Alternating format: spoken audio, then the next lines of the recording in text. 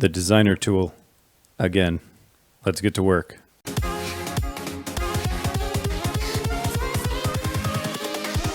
Here we go. What's up, people? MisterToolbox back with another Amazon Lumberyard editor video.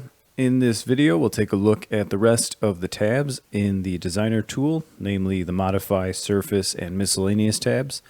We'll take a look at the buttons and hopefully wrap this up. I may make a part 3 in which we kind of use the designer tool to make a couple objects just so we can see that workflow in action, but hopefully we will cap off looking at the designer tool here today. Alright, this is part 2, so I'll throw an annotation on screen now linking back to part 1, but just like in part 1 we're going to need something to experiment on, so let's go ahead and create a box. Over in the roll-up bar, we'll click designer. Box is going to be selected by default, so all we need to do is come out into the viewport, left click and drag, we'll let go, raise it up, and we'll click again to set that box.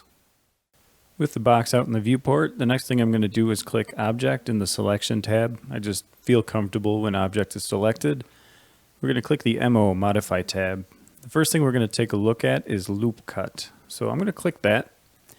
When I do, you'll see my selections all go away, and if I hover over this object, I get lines appearing kind of across the box, and those are going to change depending on which face I've got selected here. So if I come to the lengthwise, I'll get one that kind of bisects it across the width here. If I jump over here, you'll see I get one that runs lengthwise, and then if I select the top or the bottom, which is really hard to do when you're kind of in 3D view, but you'll see, there you go, I'm getting the horizontal cut. So the way loop cut works is we select which way we want to bisect this thing. I'm going to go lengthwise here, so I'll come over here. And you're going to click once, and that box selection is going to turn yellow, and that's where you actually get to set where you're going to make your cut. So I'll make mine over on this side, and it'll have made this line across it. That's actually been cut. It doesn't really do much now, but if I come over here, click again, now say I set another cut here. So I've got this thing in 3 pieces now. Now what's interesting is when I hover over this face, you see I can set a cut here, or over here, or in the center here of this new piece I created. If I click in the center, again I'll get the yellow. And then if I line this up with either edge of these cuts I've made, what you'll see is that the center piece disappears in its entirety.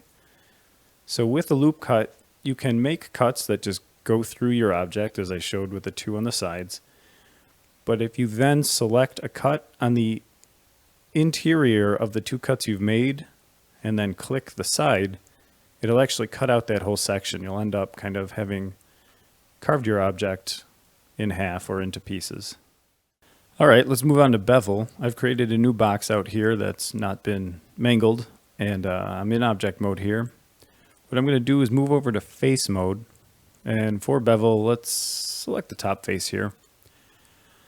Then down in the modify tab, if I click the bevel button, as soon as I get my mouse out into the viewport and I start moving it up and down, you'll see it's beveling the edges of the face I had selected. So way down here, we've got no bevel. And as I raise the mouse up, it bevels more and more until we get a pyramid shape at the top. So you can kind of get comfortable with where you want to set your bevel, and then all you need to do to set it in place is just click the mouse. And then you'll get to kind of choose the number of subdivisions. So up is no subdivisions, and then as you move the mouse down, you'll see those black lines appearing inside my bevel, and that's subdividing these faces more and more. You'd use that to get smoother textures, things like that. For this demo, I don't need that many, but we'll go somewhere in the middle and we'll just click one last time. And that thing's set in place. And you can see the dividing lines as to kind of where that thing has been smoothed out. And we've got a nice smooth bevel on it, excuse me. And if we jump to object view and just click off of this, we'll see it a little bit better. You can kind of see each of those steps. If I get my mouse off of it, you can see those steps of each of the bevel cuts that kind of make this nice rounded top. That'll give your objects a more lifelike look than these hard edges that you get from creating basic geometry. Next up is subdivision. That's kind of an interesting one. I went back and forth on how to best show this off, so bear with me for just a sec. I am going to create a polyline on the floor. Hopefully it'll be something that Picasso would be proud of, because I find that subdivision is best showed off with something really strange and kind of erratically shaped. So I'd say that'll do the job. So I've got my new 2D shape. I don't know what that's supposed to be. I'm going to go ahead and extrude it and just kind of pop it up into a 3D something. Now that we've got that, I'm going to make it a little interesting. I'm just going to grab a couple of these corners, vertices I should say. We're going to pull them up, pull some of these down, just kind of make some pitches in the surface, some kind of sharp angles. Come over here, we'll pull this one up. We'll dip this guy down a bit. We'll pull this one up so that's kind of tight. All right, so we got a surface with some interesting angles going on, some funky geometry. Oh, and then we got this craziness going on over here. We'll pretend that doesn't exist for a minute. Let me move it. Ooh, made it worse. There we go. All right, we're back into 3D and physics remain. Okay, cool. So now that we got this polyline shape put together, I'm going to jump over to edge mode. I'm just going to grab all these edges, marquee select it, jump to the modify tab. I'm going to click subdivision, scroll down, we'll get a new panel down here. And I'm going to add all of these edges to a group. So I'll just click add. You'll see it's created a new edge group. We've got all these green edges now. They're all part of this edge group. If I click smoothing surface, nothing will happen right away. But let me call out right now that this is very jagged. It's really sharp. It's angular. It's obviously been created by me in Lumberyard. If I grab this slider right here and I move it over, if I do it once, it gets a little bit more natural. You can kind of see the curves being more curvy and less angular to really show off kind of its full effect. Let me crank this way up. And now you can see it looks like sculpted, like it's been eroded. It looks, not that this could ever look natural, but it looks more naturally formed. So if you build an object and then you come into subdivision and you kind of smooth it with the subdivision tool, you get something that looks like it more plausibly could exist. That works great on things like the box tool, where you get a box that's got perfect 90-degree angles everywhere. It's not going to happen in nature, so you can kind of use this subdivision tool to, again, add some realism to the objects you're creating. Next up is the Boolean tool. It's one I love using, but always find myself using backwards. What we'll need to do is create two boxes here. Box 1, and we'll create box 2 right here. That looks pretty good. All right, I'm going to take the second box I created. I'm going to shove it inside the first one. That looks good. Now with object mode in the designer tool, what I want to do is first select the second box I created. Then I'm going to control click the first box. So I've got them both selected now. Jump over to the modify tab. I'll click Boolean, and then down below we'll get a new panel. I'm going to click subtract. What that did was subtracted the first box I had ticked from the second box. So now I've made a clean cut through this guy. You'll see that we've got faces on these, so it completed the object. And that's a great way to make a doorway. So if you create one big long wall and you want to notch a doorway through it, Boolean subtraction is the way to go.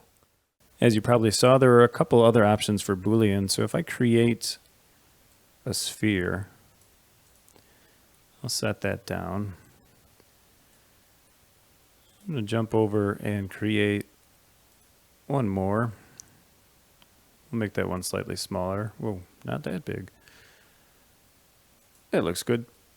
I'm going to jump to object mode, and I'm going to pick up this sphere and put it kind of on top of this other one. If I can grab that guy, there we go. And I'm going to shove it just kind of inside. So they're intersecting, but they're not totally overlapping. I'll marquee select these guys. Jump back to the Modify tab. I'll click Boolean again. And this time, let's try Intersection. That operation will generally take a couple seconds to process. And what we're left with is the intersection of those two spheres. So these are faces comprised of what was left when we touched those two spheres together. You can use that to create some pretty complex shapes that would be pretty difficult to create out of the basic geometry we've got at hand. So let's move on from intersection to the last Boolean type, which is union. So for that, I've already gone ahead. I've created two boxes. I've got designer 16 and 18. I've shoved 18 kind of inside of 16. You can see it there. Jump to the designer tool. I'll take object. I'll just marquee select these two guys. As you can see, they're both different objects right now. If I jump into the Modify tab, I tick Boolean, and then I click Union. What I get, as you'd expect, is one designer object. They've been fused together. They are now one thing, and they move around as one. So, kind of the same as merge. I'm not sure exactly what the difference between the two is. Use whichever you're comfortable with, but this has just created one object out of the union of two objects. I guess with this you have to have the objects touching for the union to work. So merge is probably generally a little bit more useful, but if you have overlapping objects, the Boolean union will get you this kind of result. The pain train rolls on. Let's take a look at slices, and as always we're going to need some boxes, actually just one. So let's pop up a box, jump over to the Modify tab. We're going to click Slice. Now the important thing to note about slicing, down here you'll get a new tab here, a new panel, and you've got Align X, Y, and Z. As you can see, that changes where the slice is going to be made, as evidenced by this green line. There's something very important to note though. Take away front and take back away. Sorry, take front away and take back away. When you're looking at an object, you've got no idea what the front is, what the back is, and your inclination might be, let me follow the transform gizmo. We've got Y facing this way, Z facing that way, X up. Do not do that. The gizmo actually gets a special green arrow when you're in slice mode. That green arrow is the front. In all cases, that is the front. That's very important to note because 9 times out of 10 when I go to make a slice, I make it in the wrong half and I have to Control Z and do it over. Follow the green arrow. It will guide you on your way. So I've got it aligned on, I believe X was the last I clicked. Yeah. So we've got front half and the back half. If I click take back away, I expect the front half to survive. Let's cross our fingers. And it did. So I've subdivided this guy. I can align along Y, do the same thing. I'll take the front away this time. As you can see, the front should be this half. We've got the green arrow here. So this half should go away, or this half should remain when I click take front away. And it did. Do the same thing by the Z axis just for fun. Now Z is up. So if I take the back away, we should get a floating box. And we have. So the slice tool is a really easy way to kind of subdivide your object, and it'll make the cuts for you. It's really helpful. Next, I'll attempt to use the mirror tool without embarrassing myself. I make no guarantees, no warranties on how this is going to go, so let's buckle up and make a box.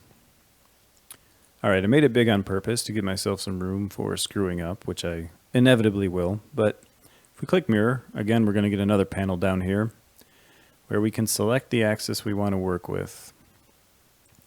I'm going to select X. Now nothing's going to happen when you tick these. What we need to do first is click apply.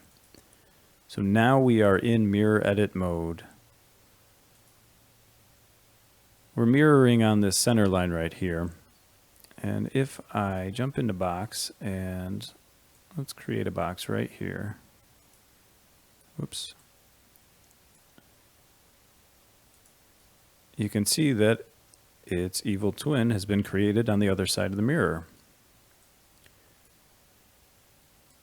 Do it again. And again. And you can see it's literally duplicating all of our efforts over on the other side. It's really cool. If you're building something that's symmetrical, it could save you a ton of time and it'd end up being perfectly symmetrical, which is really, really great. The one complaint I have with the tool, however, and I'm sure there's some math behind this that just kind of escapes me, but if I create something outside of the shape, really weird behavior starts happening. So as you can see, it's over there on the right-hand side, raising and lowering as I create the cylinder. And then when I set it, everything goes nuts. Like I said, I don't know why that is. I'm sure there's a reason for it, and I'm sure it's mathematically sound. It's just, I tend to use the mirror tool when I'm working on an object. When I'm building pieces on top of the object, it works fine. It works great. Everything is mirrored perfectly. It's a great way to make a symmetrical object. But when you start trying to place stuff around the object, space gets all sorts of weird. So like I said, I recommend using this tool when you're creating a symmetrical object, when you're working on top of the object itself. It'll save you some time there. I'm going to skip the magnet tool, not because I'm afraid of it, but its functionality has been merged in with lathe. So we'll move right on to that. To best show that off, I'm going to create a disk on the ground. That'll work. I'm also going to create a rectangle on the ground, but before I do that, I want to jump out into object mode and just deselect everything. I do that because when you're building on the ground with your 2D objects, they tend to fuse into one single object. So kind of getting out of the designer will hopefully at least stop that from happening, and I'll get my rectangle as its own entity.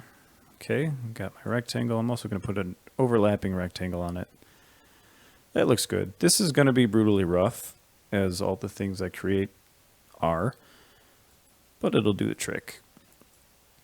So we've got this guy, this sort of L shape, and we've got a disk.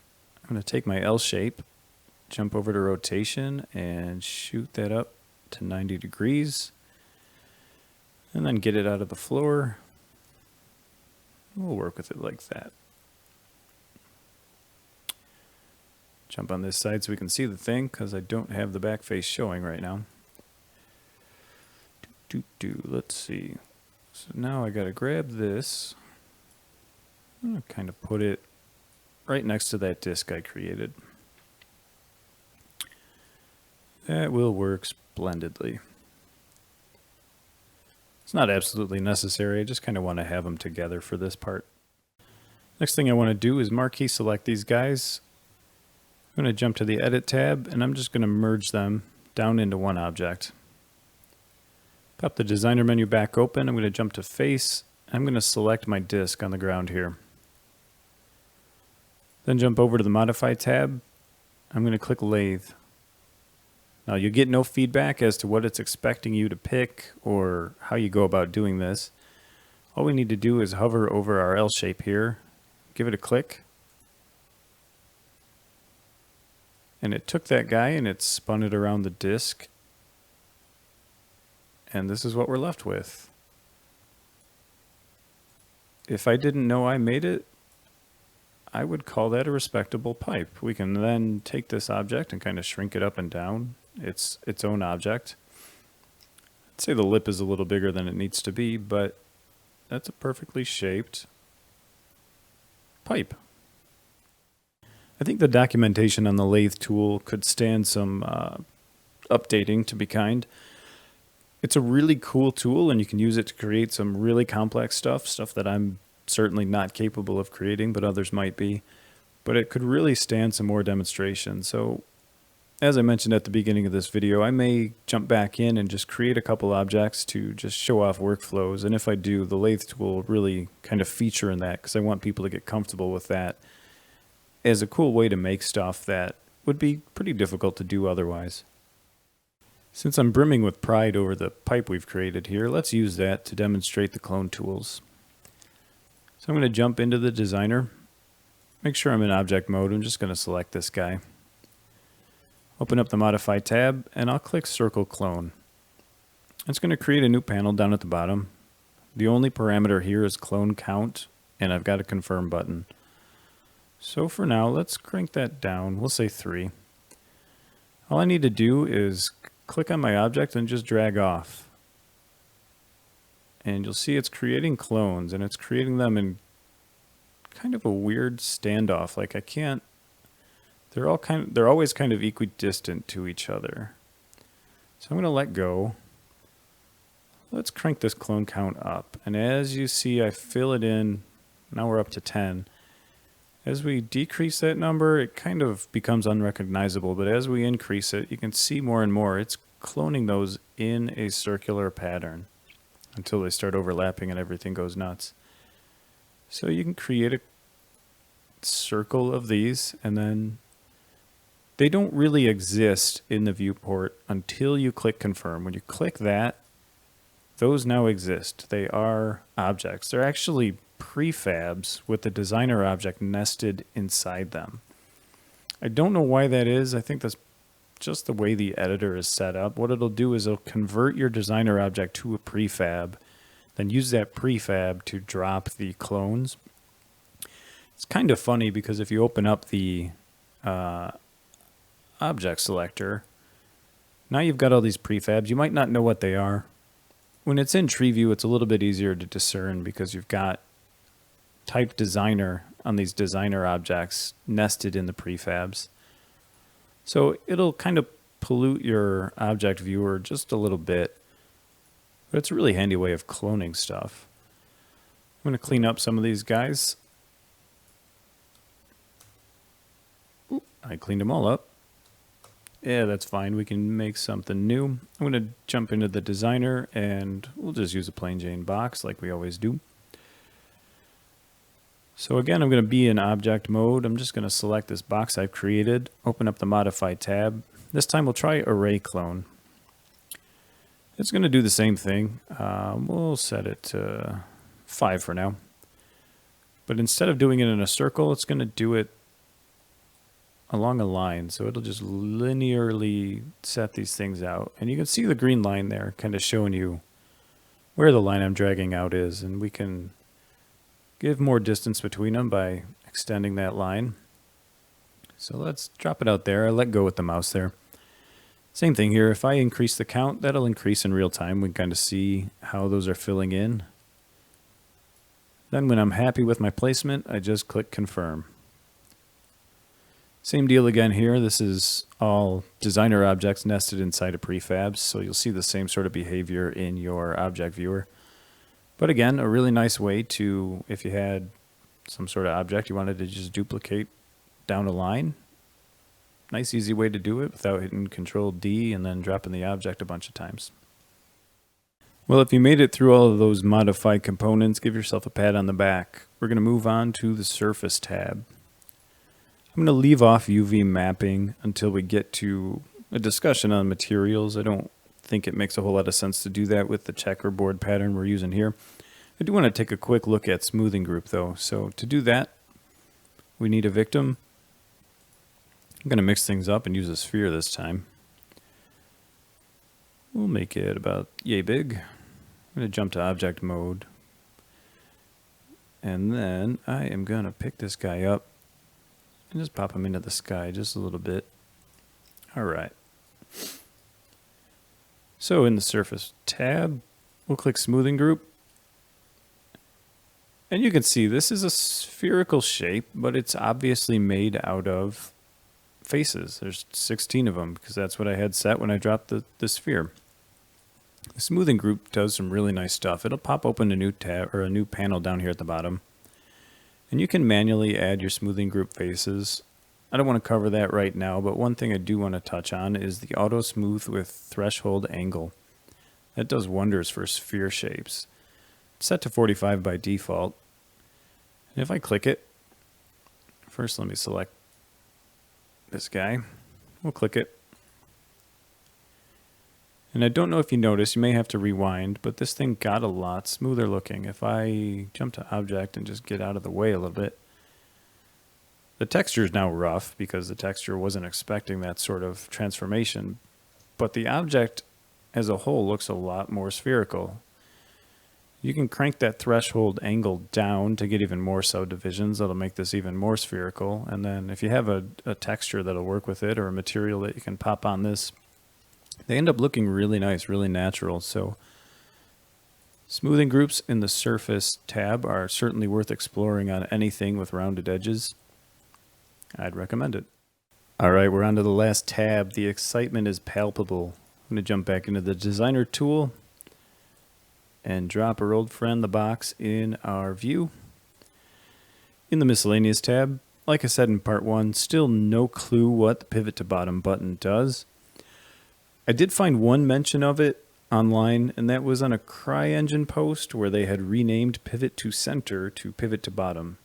They, again, didn't have any reference to what the thing did, so if you do know, please drop a comment. Just let me know. If for no other reason than to satisfy my curiosity, I would love to have the answer to that. What I do know is what reset Xform does, so that's what we're going to talk about.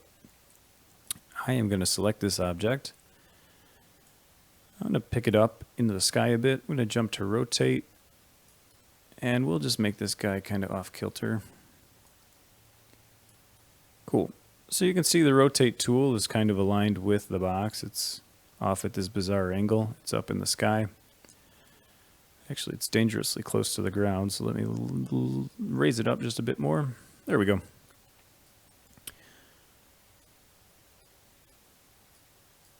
So let's say I'm happy with my box as it is, and that's kind of it. That is what I wanted it to be. If I want to make any edits to it later on in its life, they're all going to be kind of edits on the edits I've made. If I kind of want to bake this rotation into it as an object, what I can do is in the miscellaneous tab, if I click reset Xform, I'll get a new panel down here. I can choose if I want to apply this to position, rotation, and scale. I'll just do them all for now. Once I click that, then I'll jump back into object mode. And you can see the rotation gizmo is back at its default. So any change I make to the rotation now is kind of back in global world coordinates and not locally to the box. So the box can now be rotated again in world coordinates. So that can be a handy way of, especially if you create something that turns into a prefab, if it's already rotated in a particular way, make sure you reset the transform on it so that when you're working on it later on, you're rotating it in world space instead of kind of in its own already transformed configuration. So like I said, I'm happy with my box as it is, and the next logical thing to do is going to be to export the thing. And we find that here in miscellaneous as well. So with it selected, we can click export, and we'll get a new panel with 3 options. We've got OBJ, CGF, and GRP. So my recommendations, and again, feel free down in the comments to let me know if you agree, disagree, or have no opinion and just want to say hi.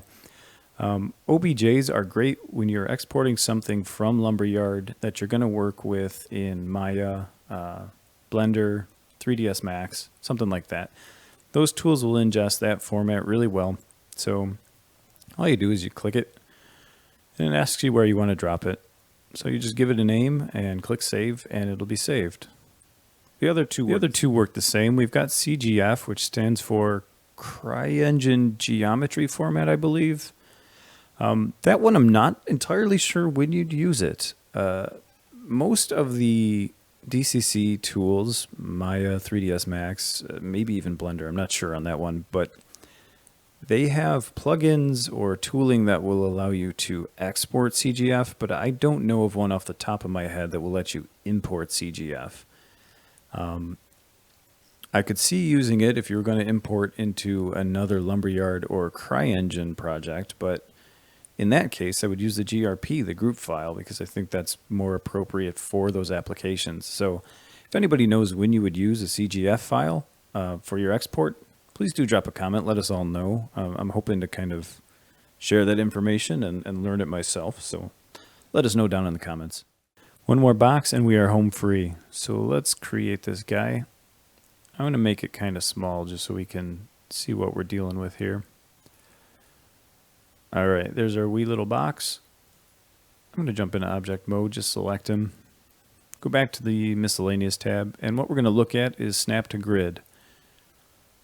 To make this obvious, what I want to do is jump up here. I'm going to set my grid size to 8, just so we can kind of see what happens. So we've got the grid here in the background, kind of showing us what 8 units looks like. I'm going to jump to face mode, select all the faces of this box, and I'm going to click Snap to Grid. And would you believe that box is now exactly 8 units. Each of these faces is 8 units wide and long. Now you usually wouldn't use that in something or an increment that big, but if you're sort of kind of creating something that's pretty precise and you've measured it out to be, say, 10 units tall, and you've got a wall that you're building over on the right hand side, for instance, that's 9.78. A really nice way to get that up to 10 is to grab the sides of it and just snap to grid at 10, or snap to grid at, heck, even 1 would work in that case because it'll round up. So it's a really nice way of making sure that the object you create is a very precise set of dimensions without having to manually enter them as you create your object down here, you know. So that is Snap to Grid, and we can use this same box to show off the last button here, Hide Face. Hide Face is pretty self-explanatory. We click a face, click the top because it's actually getting light, and we hit Hide Face. The face is hidden. That one's really easy to understand. Just wanted to show it off. Like I mentioned in part 1, Shortcuts just has the keyboard shortcuts to a lot of the stuff we've been dealing with here. So you got the modifiers over on the left-hand side, and then the actual key that you need to strike to make those commands work. It'd be super helpful if you're using the designer tool often enough to require them, so do take a look. That's it. That's all the buttons I wanted to talk about. Hopefully you guys got something out of that. I am no master of the designer tool, but I figured just get them out there. We'll talk about them. If you've got any feedback, let me know down in the comments. One thing I want to touch on real quick is something I mentioned in part 1, and that is the behavior on cast shadows. I did a little bit of homework. I want to just let you know what I found. So let me create a box, and we'll get it up in the sky a bit so we can see its shadow. So as you can tell, it's got a shadow right now. Make sure it's selected. I'm going to jump to the Object tab. Cast Shadows is ticked. If I untick it, that shadow gets blurry, and I couldn't figure out why. But what I found in kind of my testing is that if I jump into game mode, and then I jump out, now the shadow is gone. So it seems to just kind of be an artifact with the editor that until you go do something kind of disruptive, that shadow gets blurry but remains in the scene. And then once you come back, it's gone entirely. We can click Cast Shadow again and it'll come back. So it does do what it says. It just kind of has this weird leftover shadow until you go in and play.